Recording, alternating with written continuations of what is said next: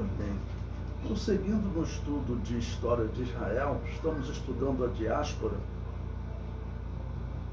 estamos estudando o momento em que eles são vencidos pelos romanos, ok? Paramos aí na página 87. E após essa vitória, em que Jerusalém foi conquistada, eu comento, em Roma, Vespasiano, que agora já não era mais o general, era o imperador, né? Se tornou imperador. Em Roma, Vespasiano mandou construir o Templo da Paz, onde colocou o símbolo de suas conquistas, entre elas as conquistas de Jerusalém. Estranho é o nome do templo, né? Templo da Paz, quer dizer, os romanos conquistavam, e claro, através de guerras, mas as conquistas eram colocadas no Templo da Paz. Aí eu coloco aí o que Flávio Joséfo nos diz. Terminado o majestoso edifício, adornou-o com excelentes e numerosas pinturas e outras obras admiráveis, reunidas de todos os lugares do mundo, de modo que aqueles que tinham paixão por coisas semelhantes não precisavam mais sair de Roma para satisfazer a curiosidade. Lá colocou também a mesa, o candelabro de ouro e outros ricos despojos do templo de Jerusalém, como um troféu que lhe era tão glorioso. Quanto à lei dos judeus e aos véus do santuário, que eram de púrpura, guardou-os cuidadosamente no seu palácio. Então veja, eu ainda destaquei esse momento aqui, vamos dizer, escrever essa captura desses objetos especiais do culto a Deus, né? Se a conquista de Jerusalém pelos babilônios, cerca de 700 anos antes, quase 700 anos antes, já foi assim algo chocante para a história de Israel, isso ocorre novamente. E o mesmo que aconteceu lá na Babilônia, aconteceu aqui em Roma. Lá na Babilônia, quando nós abrimos Daniel capítulo 5, nós encontramos o candelabro de ouro. Foi sobre o candelabro de ouro que apareceu aquela mão escrevendo Mene, Mene, Tekel, Fazim. E foi sobre o castiçal, o candelabro de ouro, né? E aqui, esse candelabro agora do novo templo é levado para Roma, junto com a mesa. Bom, a arca, ela não existia nos dias do Novo Testamento, né? Ela tinha desaparecido há bastante tempo, ok? Mas provavelmente ele levou também o altar do incenso, que era todo de ouro, mas não foi citado aqui. O altar do incenso, ele é citado nos dias do Novo Testamento, ok? É citado como ele estando lá no lugar santo dos santos, em substituição à arca do concerto, certamente, porque ela então já não existia mais. Então, uma vez por ano, eles iam lá no Santo dos Santos levar o incenso até o altar. Então, o chamado dia do perdão, dia do Yom Kippur, não era completo, porque não tinha arca, logo não tinha o propiciatório, né? Bom, eu sempre lembro também, por exemplo, fazer uma comparação entre a história do povo de Israel e a história de Roma. Roma, segundo a história, ela foi fundada cerca de 750 anos antes de Cristo, né? Nesse nosso calendário, cerca de 750 anos antes de Cristo. 1000 anos antes de Cristo, a Bíblia diz que o reino de Davi era um reino grandioso, que ele rivalizava com o Egito e com a Babilônia. Isso nós interpretamos, né? Quando nós estudamos essa parte, porque diz que o seu domínio, o domínio de Salomão, iam do grande rio Nilo até o rio Eufrates. Ou seja, o rio Nilo era o limite do Egito e o Eufrates o limite da Babilônia, que naquele período ainda era o grande poder, dividindo um pouco lá com a Síria, com os ninivitas, né? Ok? Então, se Israel tivesse permanecido fiel a Deus, lá depois de Davi, e se Salomão também tivesse permanecido fiel a Deus, nos dias do Novo Testamento agora, com certeza Israel seria vamos dizer, uma potência muito maior do que Roma. Eles poderiam até estar levando a verdade de Deus para os romanos. Mas o que está acontecendo? O que está acontecendo é que quando Roma vence Jerusalém, na verdade é uma vitória daquela religião lá de Babel sobre a religião de Abraão. Vamos lembrar que a religião que dominava Roma, a história confirma, era a mesma religião de Babel. O próprio Flávio Joséfo nos diz isso e cita historiadores hebreus, historiadores romanos, que conta que a estátua de Júpiter ela foi trazida para a região de Sinar e se tornou o deus dos romanos. Essa estátua foi trazida quando houve a queda da Torre de Babel. Então, é a mesma religião que dominava os romanos, os gregos, os cananeus, claro, os babilônios, os persas, os egípcios. Eram uma só religião que dominava o mundo antigo. Então, o que é que nós temos também com isso? Aquela religião que tinha feito um ataque e destruído o templo cerca de 700 anos antes, agora essa mesma religião, só que representada por outro povo, faz o mesmo ataque, né?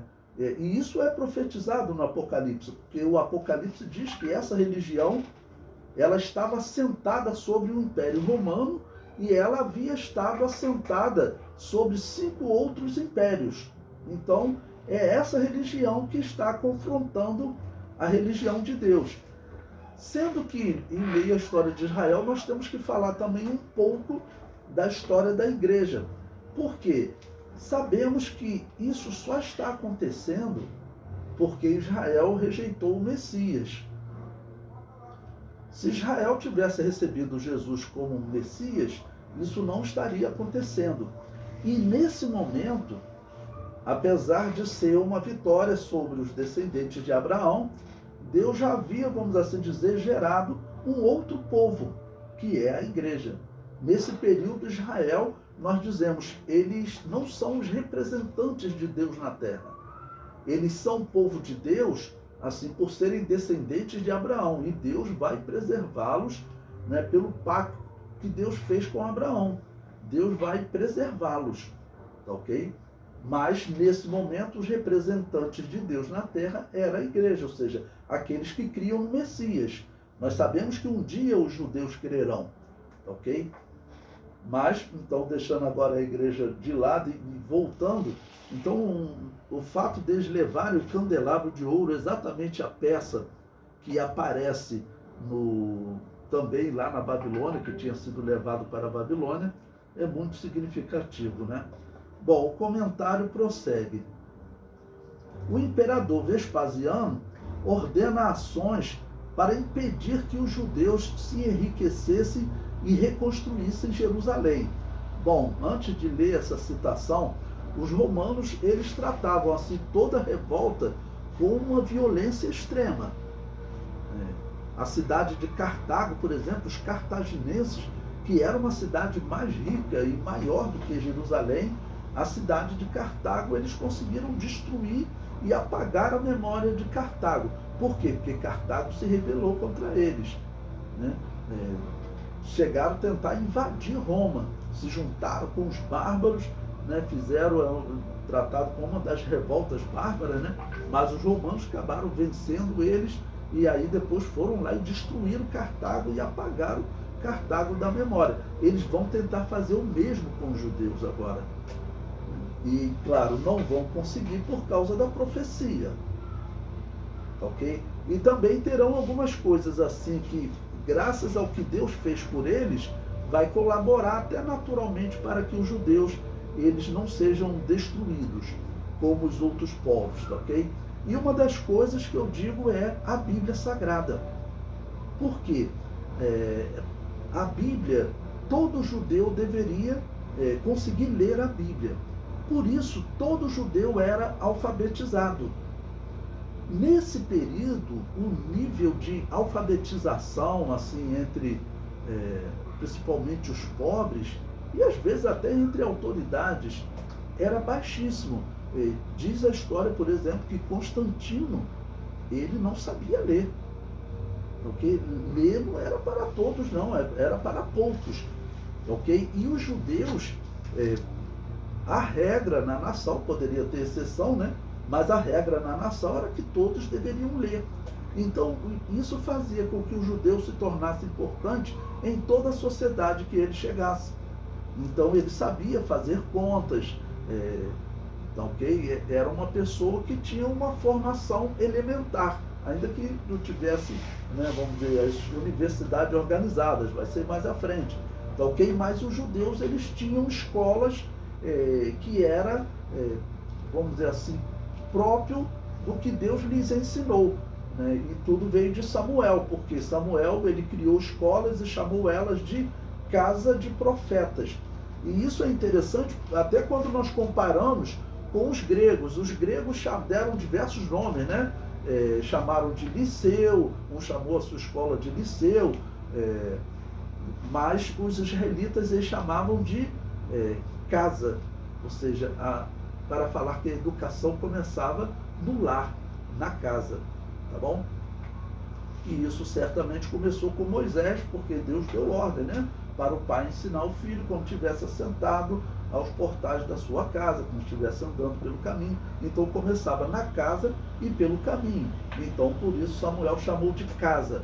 Então a casa dos israelitas era uma escola, né? Era normalmente uma escola onde começava e depois eles crescendo uma comunidade, eles automaticamente começavam a concentrar, às vezes, em mestres que iriam prosseguir no ensino daquelas crianças, mas o ensino começava no lar.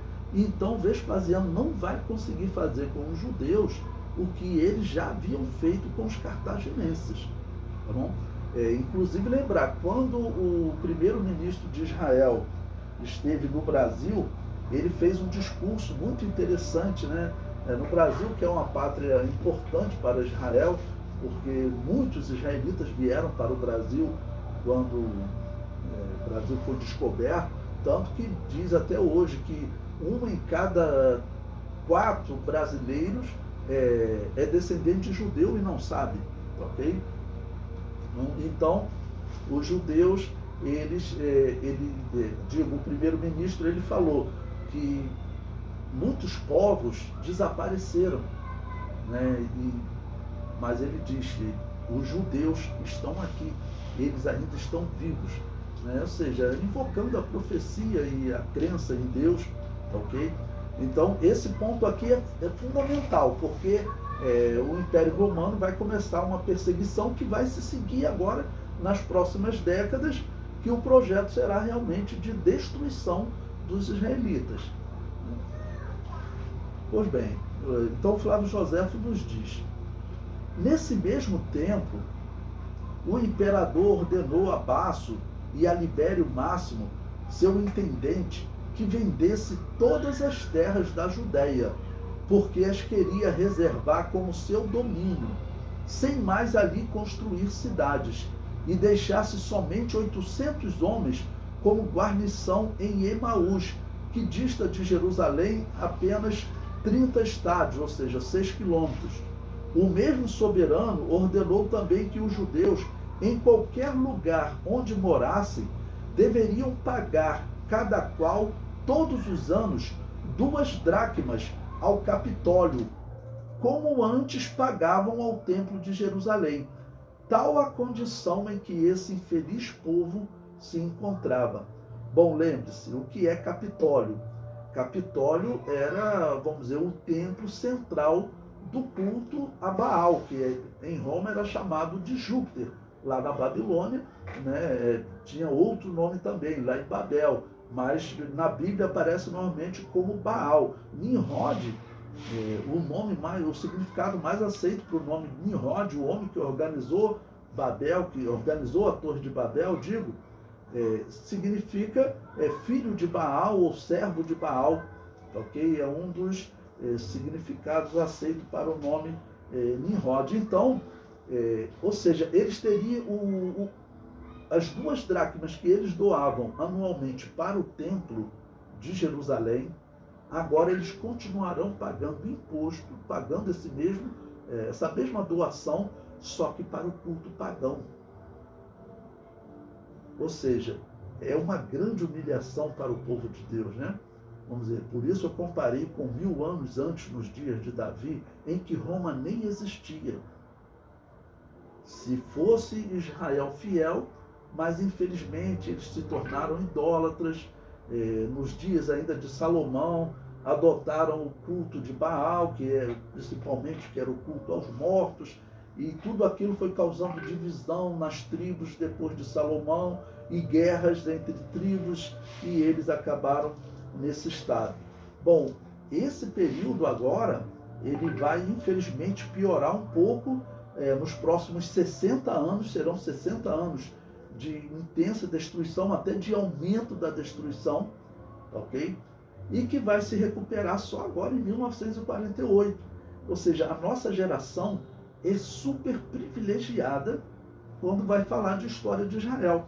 Porque, por exemplo, nós chegamos nesse período, então nós estamos estudando Israel sendo destruído, o maior império do mundo, que fez desaparecer algumas civilizações, uma das maiores que se rebelou contra eles, né, que foram os cartaginenses, fez desaparecer aquela civilização, planeja fazer o mesmo com Israel. Não consegue, porque a profecia, né, garante que isso não aconteceria, tá bom? E é interessante que há 200 anos atrás nós encontramos escritos das igrejas chamadas anabatistas, que eles diziam, olha, Israel voltará para a terra de Canaã para a profecia se cumprir. Falavam isso há 200 anos atrás, enquanto outros grupos religiosos, como católicos e protestantes, diziam que não, que Israel estava fora do plano de Deus. Então nós estamos vendo, vamos dizer, o cumprimento da profecia e da interpretação dos nossos irmãos há 200 anos atrás, ok? Então eles tinham que agora pagar para o templo de Júpiter. Vamos lembrar que o nome de Júpiter era Júpiter Capitolino, tá bom? E Flávio Joséfo, então, descreve, né, falando, né, a tal a condição em que esse infeliz povo se encontrava. Porque também tem aquela questão, né, eles dizendo, se nós agirmos, Deus vai agir, Deus não vai deixar o seu templo ser destruído. Bom, o que o judeu tem que pensar hoje e olhar para a história? Deus permitiu. O único Deus, o Deus Todo-Poderoso, que é o Deus de Israel, permitiu. Então, se Deus permitiu isso, algum erro grave esses israelitas cometeram. Já que no período do Novo Testamento, eles não adoravam imagem de escultura. Eles não serviam mais a religião de Baal. Não havia esse erro nos dias do Novo Testamento. Então, qual foi o erro que os israelitas cometeram que permitiu essa destruição? A primeira destruição, nós sabemos, lá nos dias de Nabucodonosor, nos dias de Daniel, foi eles se tornarem idólatras, servirem a outros deuses. Nos dias do Novo Testamento, eles não cometiam esse erro. Nos dias do Novo Testamento, Israel servia só a Yahvé. Era o nome que eles chamavam, né? Serviam só ao Deus do Antigo Testamento, com esse nome que ele se apresentou. Então, qual foi o outro erro grave? Né? O outro erro grave, nós sabemos, foi não reconhecer Jesus como Messias, porque estava profetizado por Daniel. Não tem jeito, Daniel falou em 483 anos, ou seja, em 69 semanas, o Messias virá, mas será morto.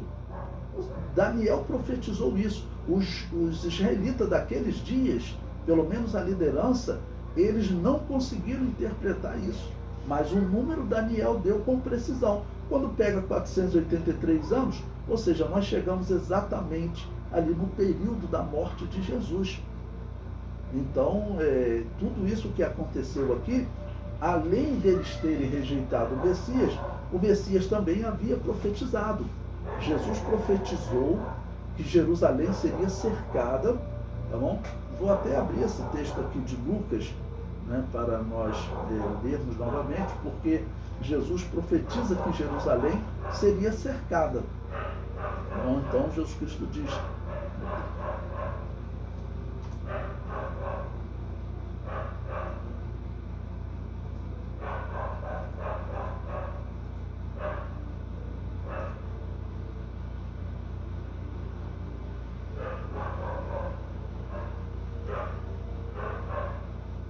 Bom, Lucas capítulo 21, versículo 20.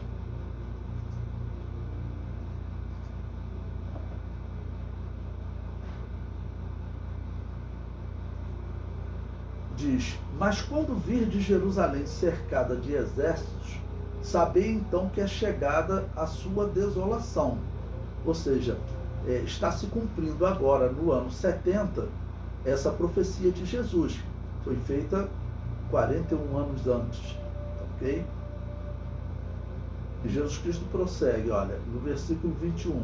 Então os que estiverem na Judéia, que fujam para os montes. Os que estiverem no meio da cidade, que saiam. E os que estiverem no campo, que não entrem nela. Porque dias de vingança são estes, para que se cumpram todas as coisas que estão escritas. Essa profecia de Jesus se cumpriu. Nós sabemos que os israelitas hoje, eles estudam o Novo Testamento. Até por uma questão de história, porque eles não têm nenhum outro documento tão detalhado, ok, como o Novo Testamento. Flávio Joséfo também escreveu, mas o Novo Testamento ele tem fatos importantes para a história de Israel, tá bom? Então, essa profecia de Jesus está se cumprindo agora no ano 70, tá bom? E no versículo 23, mas ai das grávidas e a das que criarem naqueles dias, porque haverá grande aflição na terra e ira sobre este povo. Por que das grávidas? Lembra que nós até lemos Flávio Joséfo, ele diz que teve, no caso, mulheres que tiveram o seu ventre rasgado. Ok? E prossegue, versículo 24. E cairão a fio de espada, e para todas as nações serão levados cativos. Ou seja, essa profecia está se cumprindo. Esse sermão profético de Lucas, que é diferente do sermão profético de Mateus, tá bom? O sermão profético de Mateus, ele foca mais na grande tribulação, mas o sermão profético de Lucas, ele é direcionado à igreja, então ele foca na história de Israel como um sinal para a igreja ver um cumprimento da profecia dele, do seu Messias. E aqui ele está dizendo que então Jerusalém seria cercada. Olha, vocês verão, quando vê Jerusalém cercada, saber que é chegada a sua desolação. Então, eles serão conquistados, cairão ao fio da espada, e para todas as nações serão levados cativos. Isso aconteceu no ano 70, nesse momento que nós estamos estudando. E Jerusalém será pisada pelos gentios até que o tempo dos gentios se complete. O tempo dos gentios já se completou? Ainda não. Então, essa é a interpretação natural da profecia de Jesus, e que combina com o que Daniel profetizou nas 70 semanas. Então, Jesus Cristo disse que essa destruição aconteceria. É importante nós estudarmos essa destruição, porque ela é um cumprimento da profecia de Jesus. E eu digo, quando eu estou em diálogo com judeus na internet, né, eu mostro questões históricas, né, que, vamos dizer, acredito que leve o judeu a pensar, ok, que Jesus realmente atende às profecias do Antigo Testamento. Jesus atende, inclusive tem profecias do Antigo Testamento que não podem mais se cumprir hoje, como a profecia de Daniel. Como a profecia de Daniel, que estabeleceu a vinda do Messias em 483 anos. Os judeus não entenderam, mas Daniel deixou bem claro.